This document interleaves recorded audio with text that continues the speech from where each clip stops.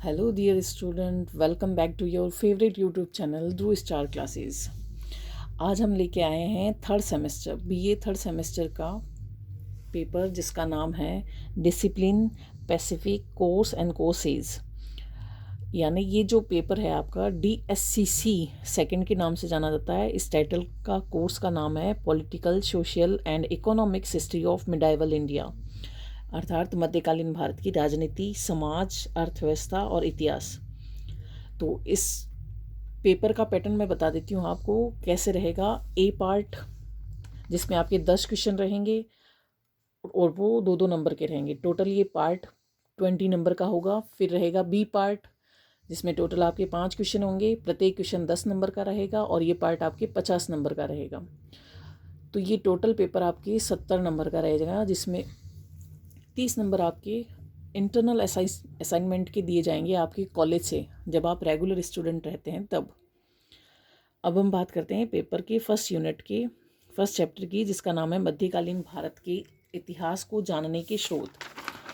तो आज की क्लास में हम साहित्यिक स्रोतों के बारे में बात करेंगे, जिससे हमें भारतीय इतिहास के जानने की। साहित्यिक स्रोतों में केवल सल्तनत कालीन स्रोतों की बात करेंगे, और जो सल्तनत काल का टाइम पीरियड माना गया है 1206 से लेके 1526 तक का। और ये जो स्रोत थे वो फारसी और अरबी भाषा में थे, जिसमें पहली रचना रही थी चचनामा।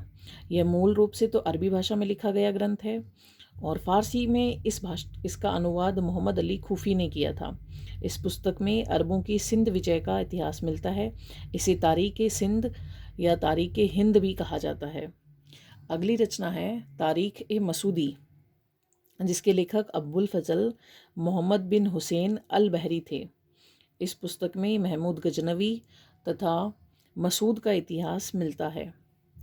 अगली रचना का नाम है तारीख उल हिंद, जिसके लेखक अबू रियान मोहम्मद बिन अहमद अल बरूनी थे। इन्होंने भारत में रहकर हिंदू धर्म व दर्शन का अध्ययन किया था। इन्होंने 2 संस्कृत ग्रंथों का भी अनुवाद किया। अगली रचना का नाम है ताज उल मासीर, जिसके लेखक हसन निजामी थे, और इस रचना में मोहम्मद गौरी के आक्रमण के समय भारत की स्थिति का वर्णन किया गया है। अगली रचना का नाम है तबकात नासिरी, लेखक जिसके रहे थे मिनाज उस सिराज। इस पुस्तक में सुल्तान इल्तुतमिश के राज्यकाल से लेकर 15 वर्ष तक का इतिहास मिलता है। नेक्स्ट रचना है खजाइन उल फुतूह, जिसके लेखक अमीर खुसरो रहे थे, और ये सुल्तान जलालुद्दीन खिलजी व मोहम्मद बिन तुगलक के समकालीन थे।